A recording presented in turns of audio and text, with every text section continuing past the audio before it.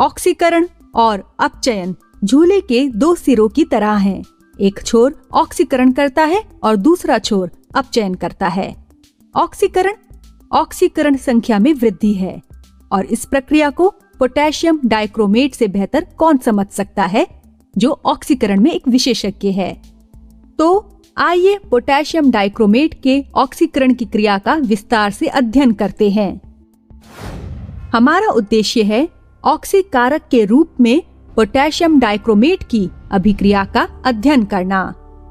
एक शंक्वाकार फ्लास्क लीजिए जिसमें फेरस सल्फेट और सल्फ्यूरिक अम्ल का विलयन हो।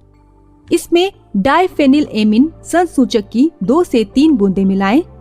इस विलयन को ब्यूरेट से पोटेशियम डाइक्रोमेट विलयन के साथ अनुमापित किया जाता है। शंक्वाकार फ्लास्क में बूंद बूंद करके पोटेशियम डाइक्रोमेट मिलाइए और रंग परिवर्तन का अवलोकन कीजिए।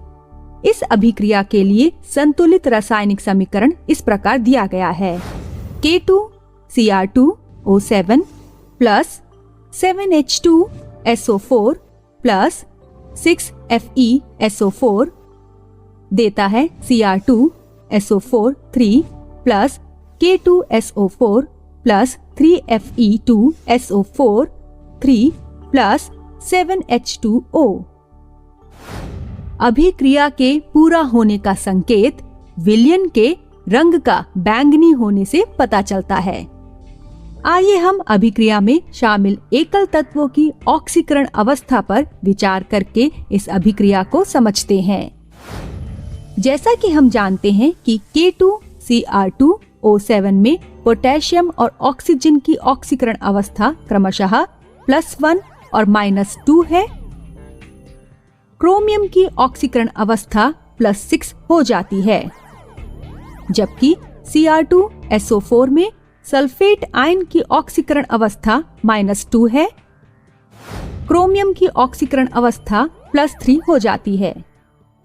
क्रोमियम की ऑक्सीकरण अवस्था इस प्रकार +6 से घटकर +3 तक हो गई, जो एक अपचयन अभिक्रिया को इंगित करती है। इसलिए पोटेशियम डाइक्रोमेट एक ऑक्सीकारक के रूप में व्यवहार करता है। दूसरी ओर FeSO4 में सल्फेट आयन की ऑक्सीकरण अवस्था -2 है, इसलिए आयरन की ऑक्सीकरण अवस्था +2 होती है। इसी तरह Fe2SO4 3 में सल्फेट आयन की ऑक्सीकरण अवस्था -2 है, आयरन की ऑक्सीकरण अवस्था +3 हो जाती है। आयरन की ऑक्सीकरण अवस्था +2 से +3 तक बढ़ गई है, जो ऑक्सीकरण अभिक्रिया को इंगित करती है। इस प्रकार पोटेशियम डाइक्रोमेट फेरस सल्फेट को फेरिक सल्फेट में ऑक्सीकृत करता है। सारांश: हमने ऑक्सीकारक के रूप में पोटेशियम डाइक्रोमेट की अभिक्रिया के बारे में अध्ययन किया है। क्रोमियम आयन की ऑक्सीकरण अवस्था +6 से घटकर +3 हो गई है, जो अपचयन अभिक्रिया को इंगित करती है। पोटेशियम डाइक्रोमेट फेरस सल्फेट को फेरिक सल्फेट के रूप में ऑक्सीकृत है। क्या आपको कार चलाते समय प्रत्यक्ष धूप की समस्या का सामना करना पड़ता है?